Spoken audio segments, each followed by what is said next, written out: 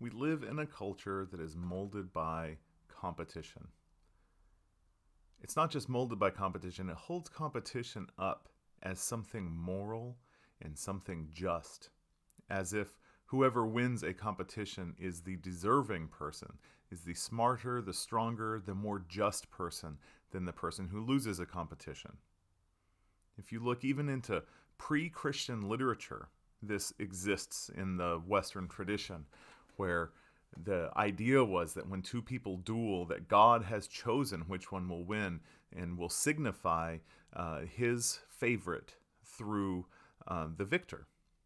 And that has been deeply embedded in the system that we use today to run everything. The system that will decide ultimately what the texture of your lived days will be like is built on the idea of beating someone or something out in some sort of a competition for who is the best and the most righteous. You don't have to subscribe to this. You can step outside of this and you can act like this doesn't define you. I would like to think it doesn't define us, but at the same time, we have to recognize that even if you try and opt out of the culture, that you are immersed within it, that your setting is going to decide so much of your day. We've touched on in the past the notion of thrownness, that there are circumstances that are beyond our control through which we must survive, and that those circumstances will decide ultimately the challenges that we come up against and will decide ultimately the context through which we have to live our lives. Let me give you a smaller example if that seems too big. The example is television, that if you decide that you and your family are not going to watch television and you get rid of your television, you donate it or sell it or smash it, and you're not going to live your life based on television's values and television's habits and the way that television decides the rhythm of so many people's days. You're not doing that. You turn it off. You unplug. Good for you. And you will find lots of benefits by doing this. You will find that you have more time in the day. You will find that it's a little bit easier to be creative in children. You will find that there are times where you are bored and you have to think up something to do. That you'll have more time to manage. Even the very busy people, if you have your television on at some point during the day, even if you have it on somewhat medicinally, just to zone out at the end of the day, you will find that you have a little surplus to deal with, and that can be a really good thing. But unplugging yourself and unplugging your family from the television does not take you out of a world that is rooted in it. A world that's culture is driven by it. That what we see on television becomes the yardstick through which we measure the world around us. You cannot escape that. There are lots of circumstances that you cannot escape. And that's what thrownness means. That the challenges that you have to face, that the problem solving that you have to make, that the way that you live your life is going to be decided by the time and place and circumstances through which you were born. It's helpful to think about your sphere of influence and to think about the things that you can change and the things that you can't change, and to let go of those things that you can't change and to operate within only the world through which you can incite some sort of change. That's great, and I advise it. But we do have to recognize, in order to do that, that there are so many things that we cannot change. You cannot change your biology. You cannot change your culture's view of your biology. You cannot change most of the agreed upon values that our culture has built and shares. Those things are going to be there, and they're going to be part of the texture of your life. And this is why It is so important to find something that you can look at as a purpose, that purpose is beyond our collective agreement of success, that purpose is beyond our collective agreement of what matters and what has value, that you have to find some sort of a central tenet to drive your working life that is not touchable by that part of the world that you are in and part of that you cannot change. Your purpose must be under your control, and it must be the spine through which you operate your working endeavors. And that's what I want to talk about today. Of course, not all cultures are quite as competitive as the Western culture, and as it always has been. This notion of capitalism and of survival of the fittest as unfittingly framed through our economic lens. Of course, survival of the fittest, as coined by Darwin, wasn't really meant to be bloodthirsty competition. It was meant to be that there are some who are born within a species who are more adapted to face the environmental circumstances than other members of that species, and that those more properly adapted traits to that environment are more likely to be passed on. And that's what we're talking about, is that we are in an environment. We're in an environment that we didn't design, that we have to operate within. We have certain traits which will be advantages, and certain traits which will be advantages in operating in that social environment. And the theory of dual evolution suggests that we evolve both culturally and biologically at the same time. And that cultural evolution points to us having within us genetic markers that are adapted towards the collective survival of people, towards cooperation, towards altruism. But that biological nature of evolution within it is more individualistic, that it's an individual within the culture. And a lot of the suggestion is from deep research on other species, as well as observational research on humans, is that some of that individualistic characteristics are terribly selfish, and that a terribly selfish strain survives within every species that has ridden the wave of that cultural altruistic evolution, because it is fit for survival even beyond that of perhaps its altruistic brothers and sisters, for a number of reasons. And that selfishness has a very passable nature to it, evolutionarily speaking. That those selfish individuals within a culture tend to be able to pass on their genes, and that they tend to thrive in a culture of altruism.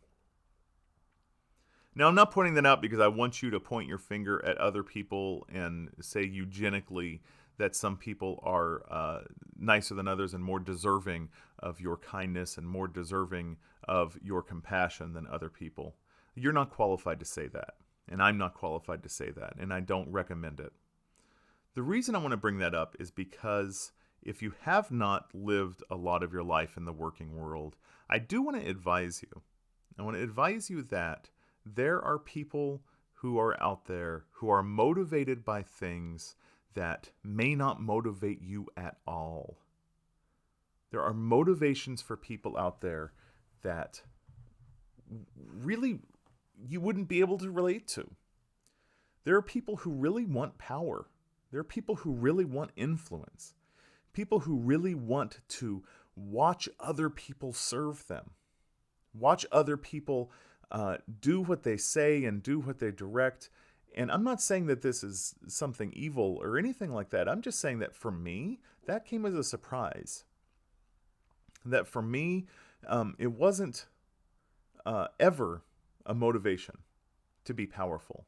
It wasn't ever a motivation to be the center of activity and attention within an organization. But you're going to encounter all sorts of different people who are motivated by all sorts of different things than you are.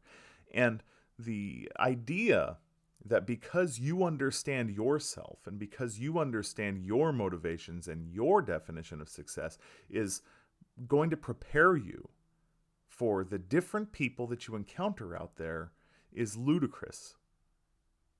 That you are going to encounter people out there who are very differently motivated than you, that have very different relationships with power, with money, with working life, with all sorts of things. You're going to find institutions that value busyness over anything else. They want to see you busy. They want to see you put the company first. They want to see you being the first person to show up and the last person to go home, and that will signify to them that you are valuable and that you need to move up. And I don't know about you, that's never vibed with me. That's never been my thing. Work can be great, but always family life has been more important to me. And it would be healthy to think that we should all have a positive work-life balance. It would be nice to think that everybody deserves to put their family first and their work second. That people shouldn't have to scramble for a job and put their family on the back burner. That little things like income and health care would be fair and equitable and available to everyone. You and I may believe these things, and a lot of people don't. And a lot of people are going to come up with arguments that may seem remote to people like you and me. And we have to manage with the fact that we didn't design this and that they didn't design this, but that their attitudes may fall more in line with the nature of power and the nature of money than ours do.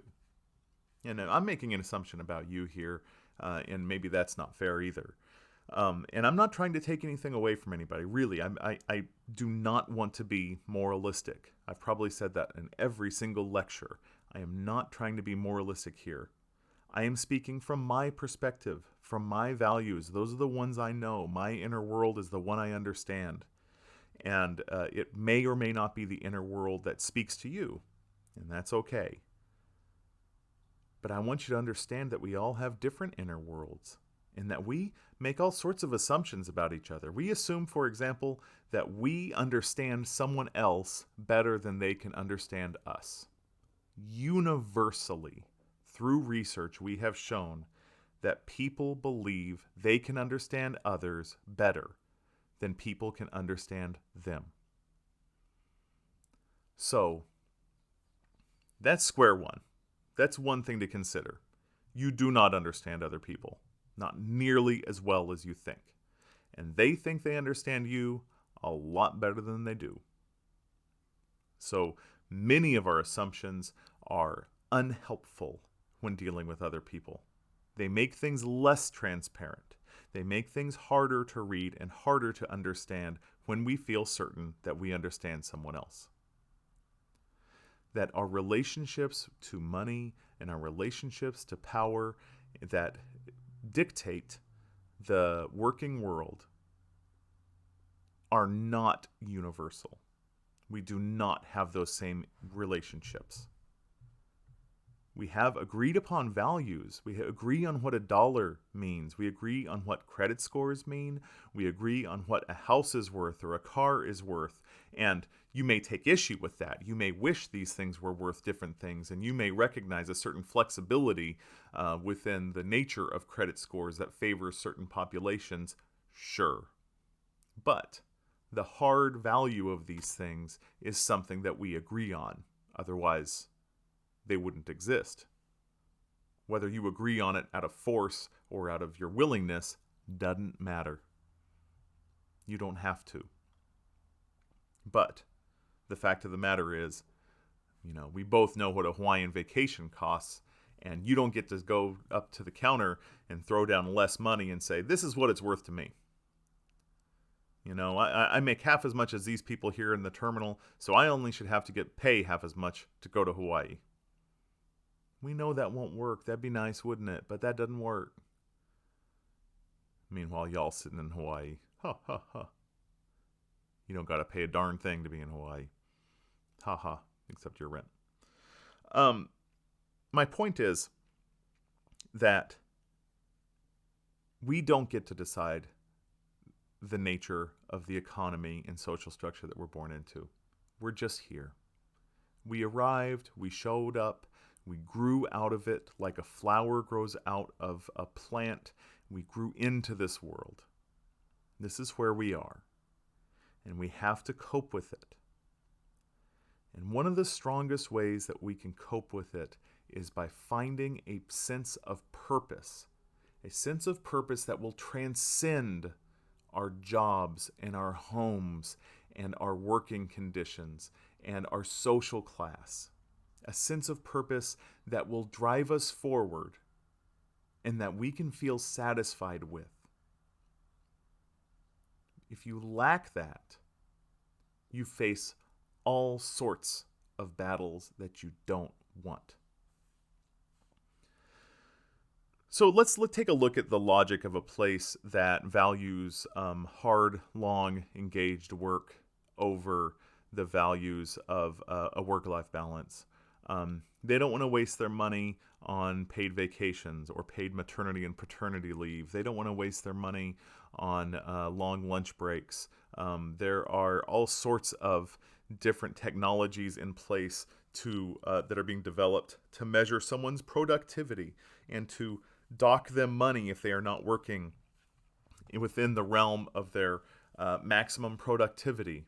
And all of this stuff is really scary to you and me, no doubt. And, it seems to them that, hey, we're paying for a certain amount of work, and we would like to see the world and the laws and everything change so that we get what we're paying for. And so their logic is something that we probably can't understand. And they tend to be a little bit more powerful than we do. And from where they're coming from, there are plenty of you out there. From where they're coming from, if you don't like this and you're not willing to put your family second and you're not willing to show up first and leave last, they can just let you go because they'll find somebody else who is wired that way. You might think that you don't have peers wired that way, but you do. There are so many people out there. Your brain is only really wired to understand 125 people different than you. And even then, only in a very limited capacity. So logically, beyond the sense of your biological wiring, logically, you have to grok that there are so many more people out there than you can possibly understand, and that the diversity of their neurology is going to be so much different than you and I expect. There will be those people who will put everything second and show what a go-getter they are and be at work at 5 in the morning and leave at 7:30 at night. And that is so frustrating, but it's true. And it'd be easy to say, oh, you don't want to be a part of a company like that. Anyway, so just move on to a different job. But you don't get to decide the job market. You don't get to decide how many people compete with you for a single position. You don't get to decide how many people are being hired into this industry or that industry at different times. That's part of our thrownness too. So I'm laying out this argument that you have to come up with a sense of purpose that transcends these things. And there's research to really back that up. If you don't have a sense of purpose, by your middle-aged years, you really face burnout. You face this existential crisis of, I've done all the right things. I've hit all those quotas. I've done everything I was supposed to do. I did school. I did college. I did grad school. I did my training. I did my internship. I did put in, in the mailroom. I worked my way up and up and up. And I've hit every sort of benchmark that I want to. And I have the house and I have the car. And my God, it's Monday and I have to go back to work again. And where do I go from here? You face burnout. And burnout is a psychologically understood phenomenon. And when you face burnout, it is harder to down-regulate your emotions. When you are someone who is in the existential crisis of burnout, if you are angry, it is much harder to down-regulate your emotions to irritated or to upset. And this is a skill that you need to be able to harness. Down-regulating your emotions from depressed to sad to blue to off. The hierarchy of emotions as we understand it, when you can see where you are, see what level of agitation you're in, and step back from those most extreme levels of emotion, is like a superpower. And if you are facing burnout in your workplace or your family life, it is harder to downregulate. If you have a sense of purpose, you recover quicker from stressors. Whatever those stressors are, money stressors, family stressors, social stressors, you recover quicker from that and maintain your emotional stability much easier. And guess what? Beyond your money, your social class, your circumstances, the size of your house, the size of your bank account, your emotional regulation is the texture of your life. It is the texture through which you must contact the world around you. So it has more value. Having a strong sense of purpose makes your boat stronger. Whatever size that boat is out on these waves, it makes it more durable when the storm comes. And that is exceedingly important. Your amygdala will take over when you don't have a sense of purpose. When you are facing burnout, your amygdala, that tiny little almond-shaped part of your brain, takes over and lights up, and it is the closest wired to all of our inputs, to all of our senses.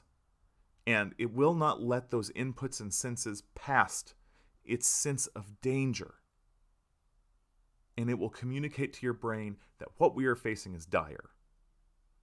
What we are facing is terrible. And you will not have the authority and sovereignty over this little interruption in your head to get past it. If you're facing burnout, if you don't have a sense of purpose, the amygdala is unbelievably powerful. One time when my youngest kid was really young, just walking, almost 2 years old, my wife and she were walking in this little nature trail over by the preschool in Michigan, where another kid went to school. And they came across a snake that crossed the path. And the snake crossed the path in front of my 1.5-year-old, and it scared the heck out of her. Oh my God, a snake. It wasn't a dangerous snake, it was just a snake. But within our brains, especially in the amygdala, there's a snake-shaped hole. There's a little tiny shape of a very dangerous thing, and it's a snake. And we get that when we see a snake, that we need to take attention of it. The amygdala is closely wired to our memory, and there it placed in my daughter's head, there is snakes here. And every single time they walked on that path for the coming 9 months of that school year, when they got to that point in the path, she reached for my wife, reached up, and insisted on being held.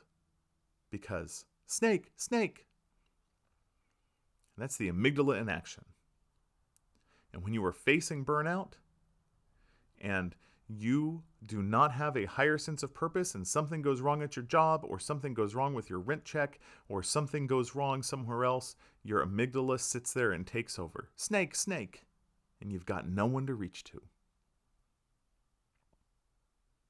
So the sense of purpose, developing a sense of purpose, something that can be lived through your work and that is also part of your home life, a unifying something, is really helpful. One of the best examples of this is Viktor Frankl. He was a psychotherapist, a Jewish psychotherapist, and ended up in a concentration camp. And within a Nazi concentration camp, with all of the hell erupting around him, one of the most hellish and uncontrollable circumstances that might maybe fit within your imagination, his sense of purpose of helping people through psychotherapy, he kept practicing it. And it kept giving him that sense of purpose. And it kept him going. And he kept his sanity. He wrote a book called Man's Search for Meaning based on this. And of course, I cannot expect you or me or anyone else to pull through such circumstances. I know there are circumstances that you can be born into or thrust into that are way beyond your control. And I'm not sitting here saying you should have such a strong sense of purpose that it pulls you through. You have a family member killed by a policeman during a traffic stop? Pull through that. Have a strong sense of purpose. I'm not saying that. I know these things are hard. I know these things may be nearly impossible, but I'm just showing you an outlier. I'm showing you an outlier that with a strong enough sense of purpose, a strong enough of something to draw on, some sense of something that really matters, that's beyond you, something that's more important than your very life, that purpose can drive you forward. Using another example from my kids, the sense of empathy, of truly feeling what somebody else feels, we don't think it can even start developing before age 8 or 9. And we watched this movie once. We watch this movie pretty often, actually, called Darby O'Gill and the Little People. It's a Disney movie. It came out, I think, the year after Mary Poppins did. And it's an excellent movie. It's totally underrated. It has to do with leprechauns. It's great. The point is that this man, Darby O'Gill, towards the end of the movie, he sacrifices himself. He sacrifices himself for his daughter. Don't worry, the movie has a happy ending. You'll love it. But my kids would say, "Why did he do that? Why didn't he just let her go? Why did he do this?" This is when they were really little, and I'd say, "Well, because his daughter was more important than him." And this was like eye-opening to them. They looked at me and said, "Are we more important to you than you are?" And I was like, "Yeah." Seemed obvious to me. But this was like a revelation in their minds. And I always think about that. And your sense of purpose might be your kids or your family. And that's an easy one. And there's nothing wrong with that. The problem is that can be exploited. Like, don't you want to keep this job? You got to keep your kids fed.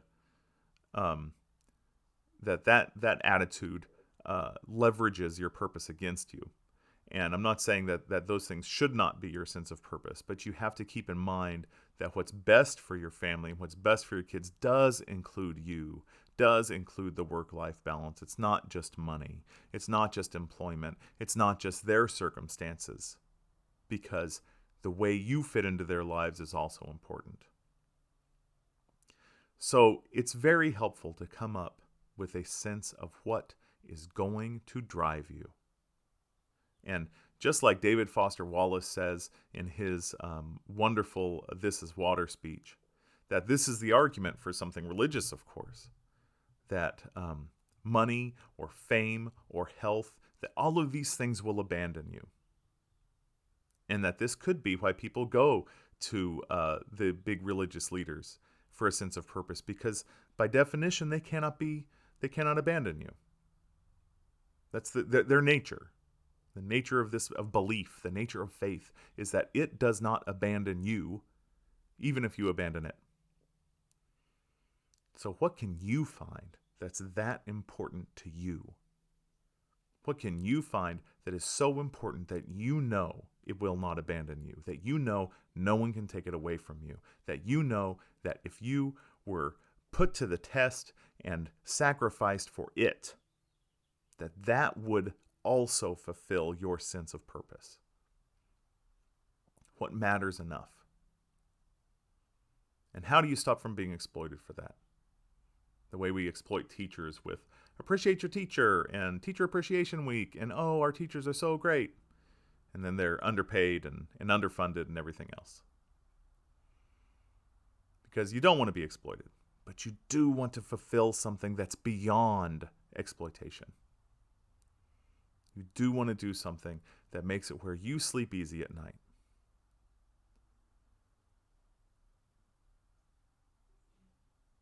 This has a lot to do with critical thinking because you want to be able to judge the facts. You want to be able to operate in a world knowledgeably. You want to be able to not keep your eyes closed in the face of truth and in the face of shifting, changing truth, in the face of scientific knowledge and the way that knowledge and shared knowledge changes. And you want to keep your eyes open in the face of belief and in the face of creativity and emotions. You want to know what your emotions are. You want to know what the likely emotions of others are and what that experience is like for them. And you want to be able to come up with problem-solving things that help people. And finding a sense of purpose has to be rooted within this. Finding a sense of purpose has to be the ultimate outcome of what it means to be a critical thinker and what it means to be a lateral thinker or a creative thinker or an emotional person. That has to be rooted in all of these things. It cannot be in ignorance, and it cannot be through circumstance, and it cannot be through an industry that is driving their own agenda. It has to come from your very base nature,